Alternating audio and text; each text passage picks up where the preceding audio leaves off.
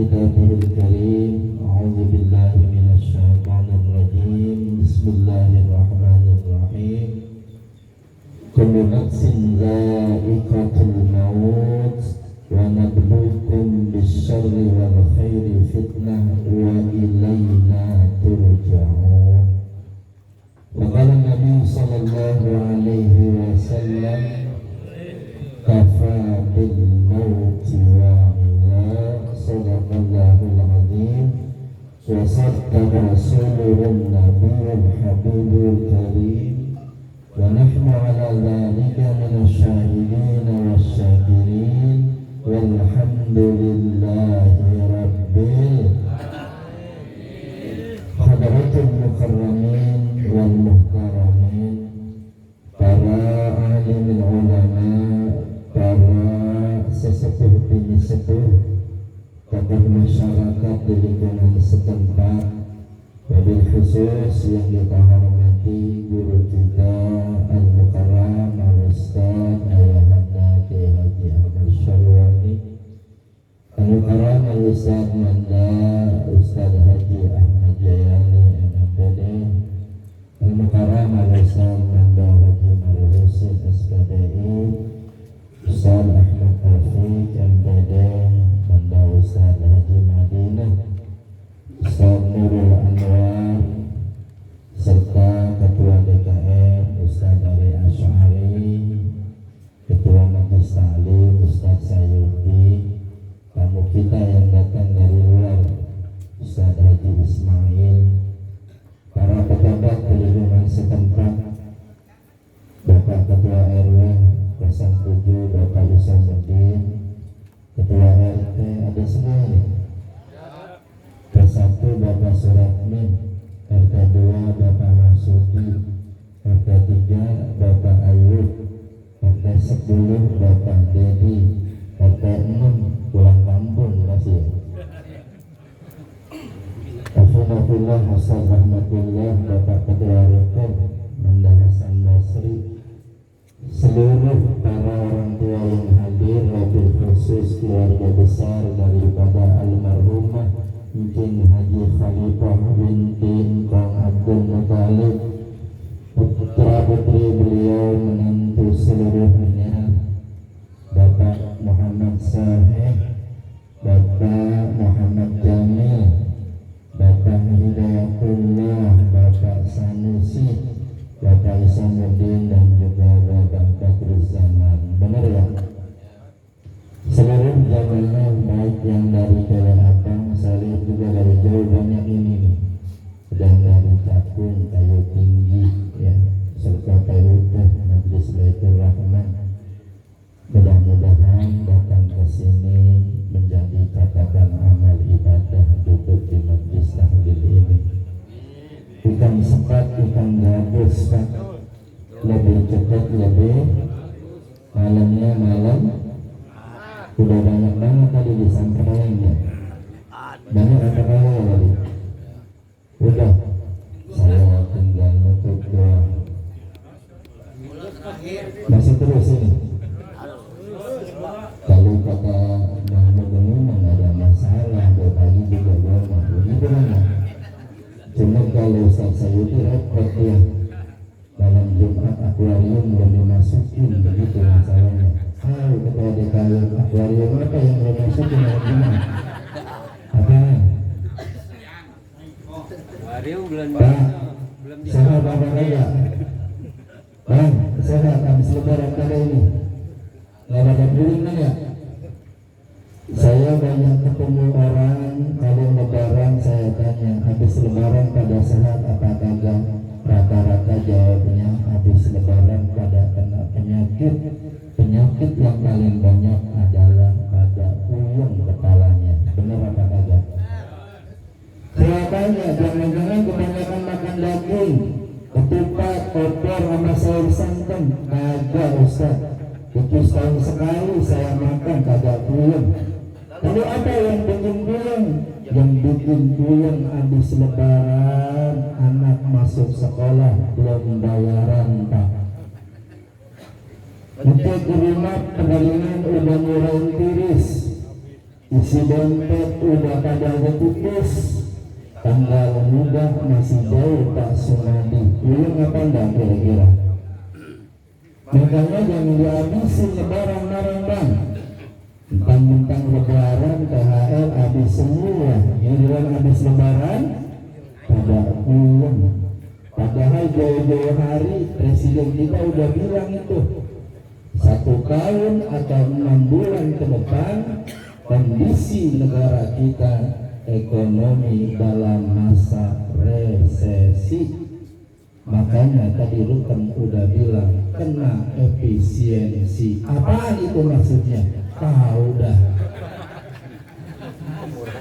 Gampangnya kata presiden, kita rakyat disuruh iritisasi. Apa itu? Banyak-banyak ngirit Pak. Kalau ngirit apa enggak? Jangan boros hidup. Karena ekonomi kita lagi dalam keadaan sulit, ditambah lagi ada perang negara besar Amerika sama Cina lagi perang.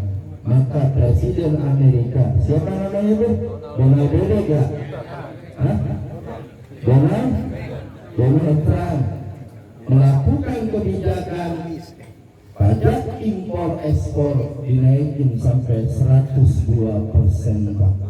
Maka para pengusaha pada ngeluh, ongkos produksi mahal, sementara daya beli rendah. Kalau begini bisa gulung tikar perusahaan, PHK di mana-mana. Repot apa kagak? Dulu kita punya duit 100.000, kayaknya banyak banget Pak. Bener apa kagak? Nah sekarang 100.000 cabai sekilo kagak dapet. Bener nggak mengajuki?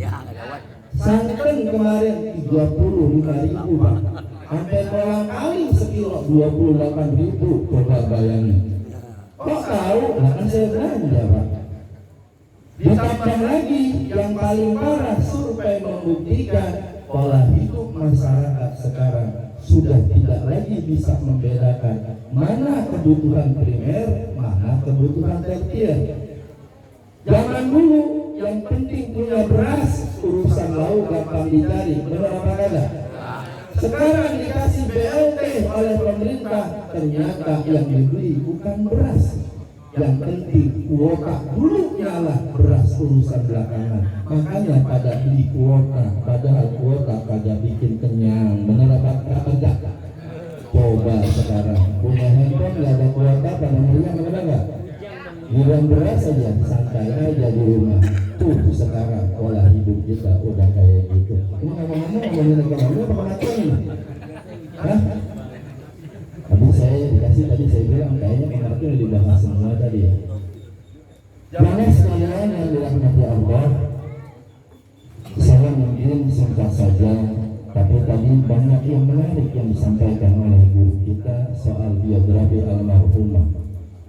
Ini Pak RW punya mertua bunga emak. Saya baru tahu masa. Jadi kalau cuma satu udah tahu ini. Benar apa enggak? Iya. 5 ternyata keren banget ya.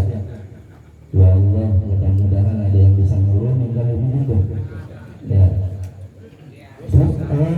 Masalah.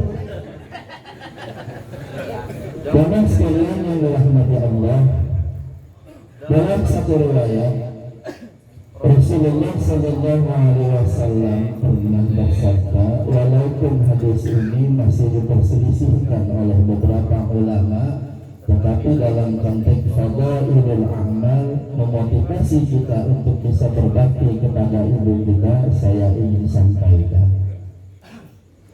Kata Rasulullah Sallallahu Alaihi Wasallam, "Idza matatil ummu", apabila seorang perempuan, ibu kita, ibu kandung kita dipanggil oleh Allah Subhanahu wa taala, nazala malakun minas samai.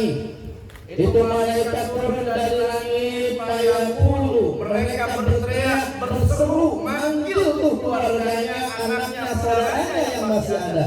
Apa yang dipanggil sama malaikat? Ya ibna Adam, wahai fulan manusia, qad matatil ladzi nukarrimuka li ajriha. Kata malaikat saat ibu kita meninggal dunia, malaikat itu teriak sama kita, wahai Dayat, Toe, Jamil, dan yang lainnya. Sekarang ibumu sudah meninggal dunia. Karena ibumu sudah meninggal dunia, qad matatil lati nukarrimuka li ajriha. Maka mulai saat ini aku juga akan menghilangkan dari kehidupanmu. Di antaranya adalah rahmat Allah yang aku berikan kepadamu karena kasih sayang ibumu. Maka ketika ibu kita meninggal dunia, dicabut sama Allah. Lalu apa lagi yang disampaikan malaikat? Yang kedua yang disampaikan malaikat, wahai fulan, ketika ibu meninggal dunia, maka aku akan cabut keberkahan, sumber kemudahan, rizki yang setiap saat dialirkan oleh orang tuamu lewat doa-doanya. Maka mulai saat ini semua itu aku cabut. Dan yang ketiga, wahai fulan, saat ibumu meninggal dunia, maka aku akan cabut ampunanku yang karena orang tuamu beristighfar kepadamu untukmu. Mulai saat ini semua akan aku cabut dari kehidupanmu. Fa'mal li nafsika nukarrimuka. Maka carilah itu semua ketika ibumu meninggal dunia dengan susah payah, sampai engkau bisa mendapatkan seperti adanya ibumu saat masih hidup. Capek apa enggak kira-kira? Jadi kalau minyak kita masih ada, ya Allah, itu sumber-sumber keberkahan masih Allah berikan kepada kita. Begitu orang tua kita meninggal dunia, maka semuanya dicabut. Ya, udah ini. Ya, lanjut dulu ini lagi. Hah? Tidak. Udah itu kan ya, udah. Hah? Lanjut ini. Sampai mana tadi itu ya? Kalau lagi konsentrasi hilang lagi. Jadi keberkahan kita dicabut sama Allah. Lagi adanya bapak kita, waktu khusus ibu kita, semua itu kita dapetin tanpa kita minta, Allah kasih. Kenapa? Karena ada ibu yang selalu berbakti kepada Allah, berbuat baik kepada Allah, berdoa kepada Allah buat anak-anaknya. Fasilitas masa dikasih oleh Allah Subhanahu wa Ta'ala. Maka sering saya sampaikan jamaah sekalian, ketika orang tua kita meninggal dunia, ayah ibu kandung kita atau salah satunya, maka sesungguhnya kita bukan hanya kehilangan beliau dari sisi fisiknya, jasadnya saja, tetapi kalau orang tua kita sudah dipanggil sama Allah, maka akan hilang keberkahan dalam hidup kita. Salah satunya adalah penjaga silaturahim di antara keluarga kita. Benar apa kagak? Banyaklah orang yang ketika orang tuanya masih hidup rempuk, banyak apa kagak? Begitu ujungnya nggak ada, begitu salah satu hilang dalam kehidupan, banyak cobaan. Maka kata Syekh Fahrudin Ar-Razi, yang kalau kita ngaji dalam tafsirnya Mafatihul Ghaib, beliau katakan al-mar'u ma dama hayyan yusalu wa yuqdamu rizqu fihi hina yuqdamu. Hei manusia, jangan kau sia-siakan orang-orang yang Allah kirimkan kepadamu, ayah ibumu, guru-gurumu, ketika masih ada yusalu. Banyak di antara kamu sekalian yang kadang-kadang merendahkannya, menghinakannya, tidak mau mendengarkan nasihat-nasihatnya. Sama orang tua lagi itu berantem mulu, Pak. Ada kali yang begitu.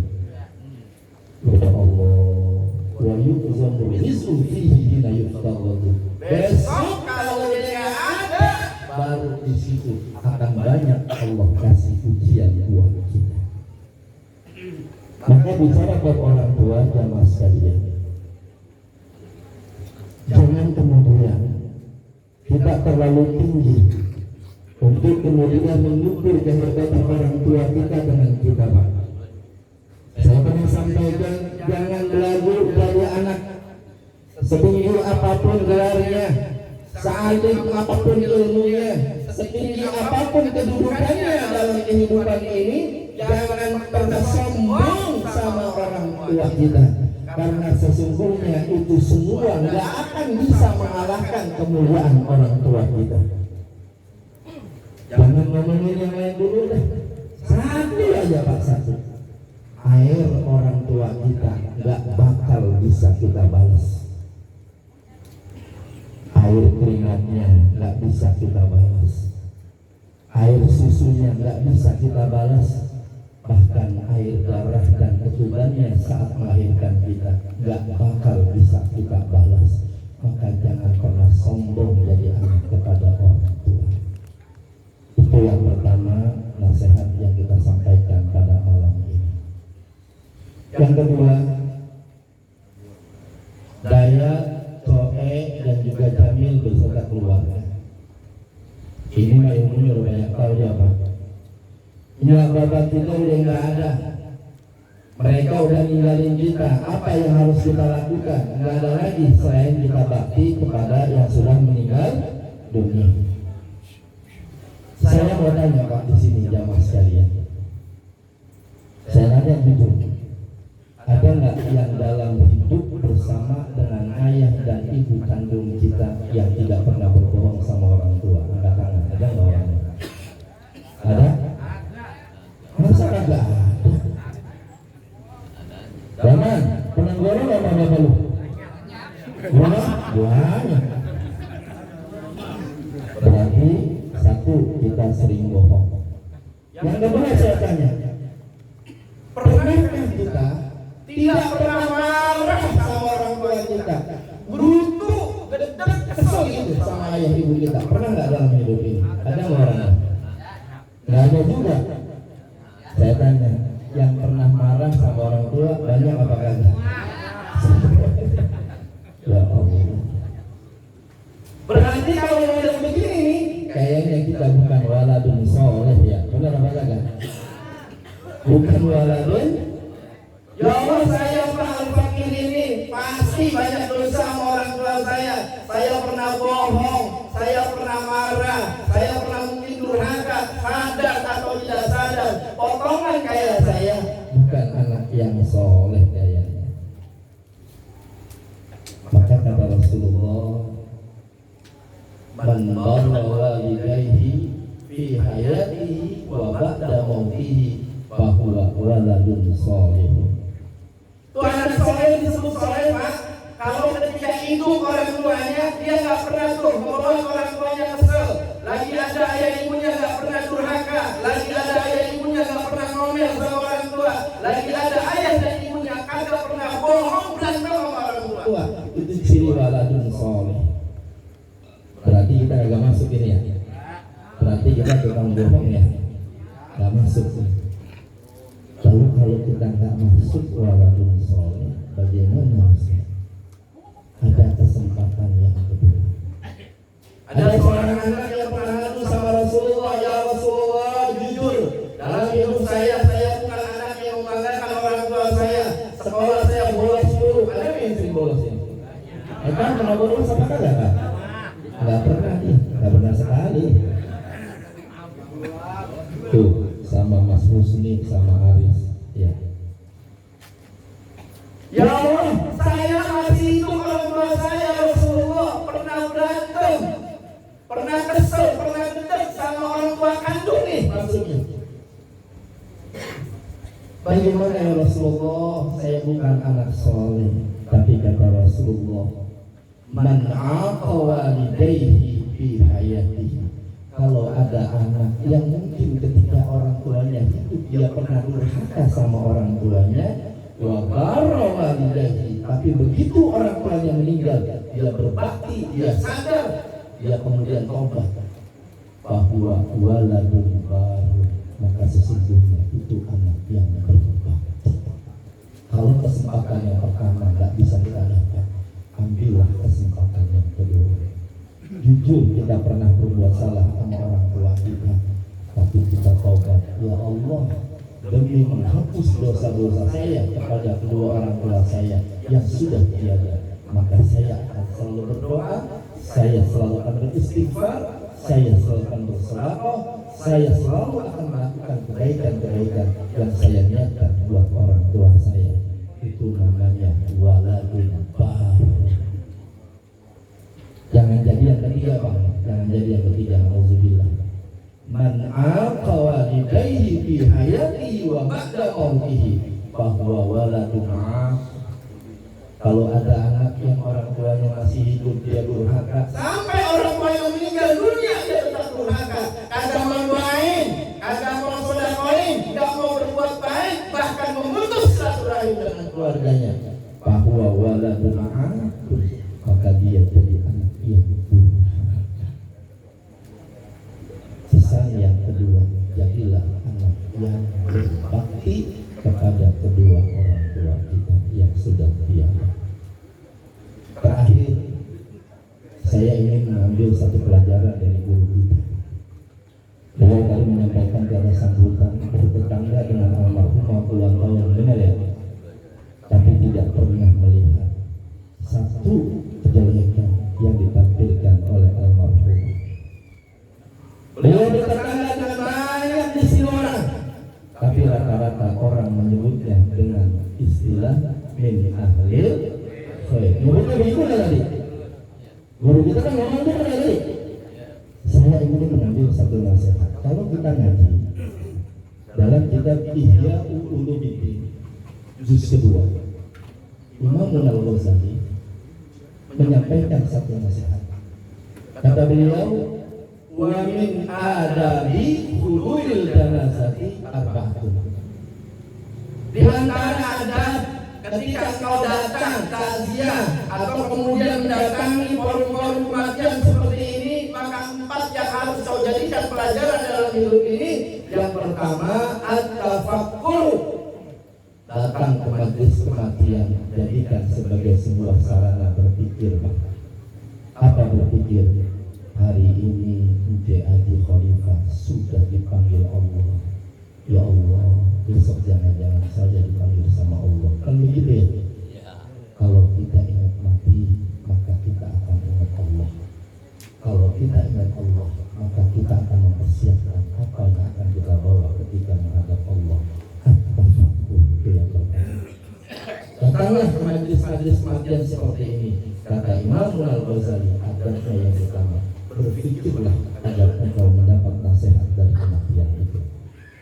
Yang kedua, kata beliau, di antara adab mendatangi forum-forum majelis kematian adalah wal isti'dad. Setelah engkau berpikir, pulanglah dari sini untuk mempersiapkan bekalmu dalam menghadapi kematian. Bang, saya tanya jujur ini, kalau malam ini malaikat maut nyabut ruh kita dengan timbangan amal kita, kira-kira kita adanya di surga apa di neraka? Di surga apa di neraka? Neraka? Oh, jujur banget sih. Ada yang katakan, ya Allah Ustaz, kalau seandainya malam ini malaikat Israel yang datang sama saya, yakin saya masuk surga. Mana orangnya saya mau lihat, ada kata. Iya. Ini sering dipakai nih.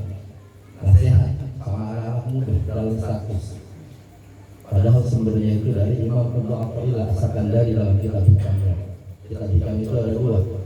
Ada yang dikarang sama Imam Ibnu Athaillah Samarkandi, ada satu lagi dikarang sama Imam Haddad. Kata beliau, maksiatun awrasatul zullah khairun min ta'atin awrasatul izzah wal istikbar. Ini nasihat buat saya dan juga mungkin jamaah sekalian. Antum yang rajin ibadah, yang rajin sujud, yang rajin datang ke forum-forum majelis seperti ini, yang kata orang rajin ibadah, hati-hati, jaga hati dan jaga sikap. Maksiat itu satu kemaksiatan. Nakirah bentuknya, berarti banyak tuh maksiatnya. Allah satu sunnah yang dia kemudian menanamkan dalam hati orang untuk sadar bahwa dia berdosa, sedang bermaksiat, dia sadar dengan dosanya. Khairun, lebih baik min ta'atin, daripada banyak ketaatan-ketaatan yang kau lakukan. Allah satu izzah wal istighfar wal istikbar, yang ketaatan itu mewariskan di dalam dirimu merasa mulia dan sombong di hadapan pendosa itu. Hati-hati. Tapi buat pendosa jangan sampai situ doang. Ini kadang-kadang ngaji awal 100 yang dibaca lagi salah hikamnya. Mendingan gua kagak sembahyang, kagak sholat, kagak ini, kagak itu. Tapi gua merasa berdosa, lebih baik gua daripada lu yang lagi lu sombong sama gua. Betul. Tetapi maksudnya adalah kalau kemudian pendosa hanya sampai berdosa saja tidak melakukan perubahan, nggak mau sujud sama Allah, maka yang Allah Rabbul Izzah itu lebih baik. Kenapa? Sesombong-sombongnya dia sama kamu, dia masih sujud sama Allah Subhanahu wa Ta'ala. Jadi yang rajin ibadah jangan sombong. Yang belum ibadah kita doa. Siapin amal kita. Besok kalau ketemu menghadap Allah, apa yang kita bawa kalau bukan amal soleh. Yang ketiga kata Imam Al-Ghazali, ketika kita menghadiri jenazah, masyu amamah. Ini maksudnya begini. Masih ada nggak yang dapat ini? Mohon maaf ini. Kalau lagi sholat jenazah, itu kadang-kadang keluarganya orang ini pada sholat dia di depan Pak dulu mau ngobrol. Ada yang gitu kadang-kadang. Banyak ya. Ditanya sama guru, lu ngapa kagak sholat? Itu kan tugas guru. Sama saudaranya di depan, lepas, fokus, begitu Pak. Ada yang gitu kadang-kadang. Iya, saya mau tugas sama rajin aja guru, sama ngumpulin melatih orang jamaah. Kan begitu kadang-kadang masih ada ya. Pak kata Nabi, man sahida al-janazah hatta tusalliya lahu qiraatun. Kalau antum takziah datang kepada orang yang meninggal dunia, kemudian antum antar tuh orang yang meninggal sampai antum itu nyolatin sholat terakhirnya di musola atau di masjid, maka kata Nabi lahu qiraatun, antum dapat pahala 1 qiraat. Wa man sahida al-janazah hatta tudfana. Kalau kemudian antum sholat, antum anterin tuh sampai kepada tempat peristirahatan terakhirnya dalam arti di kuburan, zikir, talqin, sampai diazanin, ditutup tuh sampai kita angkat ke kuburannya. Lahu qiraatun, kata Rasulullah, yang kayak itu dapatnya 2 qiraat. Sahabat nanya, ya Rasulullah, wa ma qiraatani? Apa yang dimaksud dengan 2 qiraat itu ya Rasulullah? Kata Nabi, mislu al-jabalaini azimaini. 2 qiraat itu seperti 2 gunung Uhud yang besar, berarti pahalanya segede itu Pak. Buat orang yang kalau dia takziah, dia ikut melatih sampai kemudian dia ikut antar jenazah ke kuburan. Makanya besok kalau ada orang meninggal dunia, model pendosa kayak saya dan kita ikut Pak. Mau diundang kayak mau kagak datang. Benar apa kagak? Gua ada diundang, dan macam ada undangannya. Nggak ada. Kalau walimah nggak ada. Antum walimah nggak diundang, pantas kagak datang. Adabnya begitu. Tapi bab tajilul mayit maka nggak ada. Datang bantuin. Tapi antum nganterin sampai sholat 1 qiraat, berarti 1 gunung Uhud pahalanya. Antum datang 2 qiraat, berarti 2 gunung Uhud. Jadi apa nggak kira-kira? Jadi nggak gunung itu. Benar-benar main di rumah. Wah, mau bilang hahaha aja dia. Yang terakhir Pak, adab kita terhadap orang yang meninggal dunia adalah ya, watasbih bil khairi in kana fasiqan. Dan bersaksilah kepada orang yang meninggal dunia itu dengan kesaksian yang baik. Walaupun disebut di situ, kata Imam Al-Ghazali, meskipun orang itu pendosa, maka sebutlah kebaikannya. Guru kita udah nyampaikan tadi, bertetangga beliau ini orang yang baik. Ada imam riwayat dalam kitab Fathul Bari, Ibnu Hajar Al-Asqalani mengutip satu hadis begini, ma min muslimin aw muslimatin yamut. Siapa saja orang Islam, laki-laki atau perempuan yang meninggal dunia, pantas ada arba'atin. Paknya sababiyah, karena sebab persaksian 4 orang minjioni. Kita meninggal dunia, ada 4 orang tetangga kita jadi saksi tuh. Dia ngomong kayak kita tadi, ya Allah, saya bertanya dengan dia, orang yang baik, orang yang murah, orangnya adil, nggak pernah bikin ini bikin itu, baik ya Allah. Itu kan diucapin sama orang. Cuma dalam mulut orang itu 4 orang tetangga kita ngomong kebaikan kita, maka Allah langsung berkata, Faqbil usaha. Sungguh karena persaksianmu terhadap keluarga sudah meninggal dunia, tetangga yang 4 orang tadi menyebabkan orang itu langsung diampuni sama Allah Subhanahu wa Ta'ala. Maka baik-baiklah sama tetangga. Sebab 4 orang dari tetangga kita dia saksi kita dalam keadaan baik, Allah langsung terima persaksiannya dan kita bakal dimasukkan ke dalam surga Allah Subhanahu wa Ta'ala. Mudah-mudahan almarhumah Allah jadikan betul-betul min ahlil khair. Mudah-mudahan kita semua yang menyaksikan insya Allah wafat pun dalam keadaan ya. Jam berapa udah Bang Haji? Ditungguin aja tuh, ya Allah. Jam 10. Gimana Bang Haji Jukir? Lanjut apa kagak? Enggak. Ya, kalau Bang Haji Jukir bilang udah enggak, saya juga selesai apa. Pak Sumali dan bisa bantu dengan salam Jumat sudah rasul. Ada hakal nggak enak ngomongnya. Kita kalau pulang minta kawinin jejer, iya repot. Kita dilantangin lagi kan parah begitu kan ya.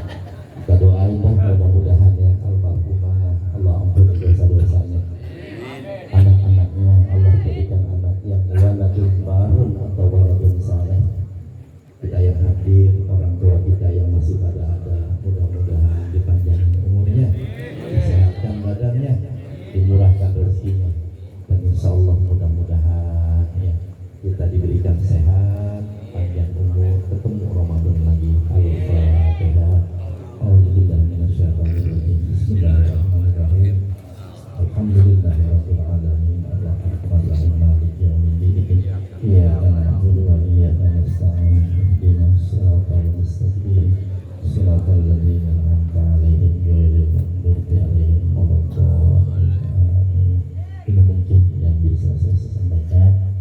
Kurang lebihnya saya mohon maaf. Hadanallahu wa iyyakum ajmain. Assalamualaikum warahmatullahi wabarakatuh.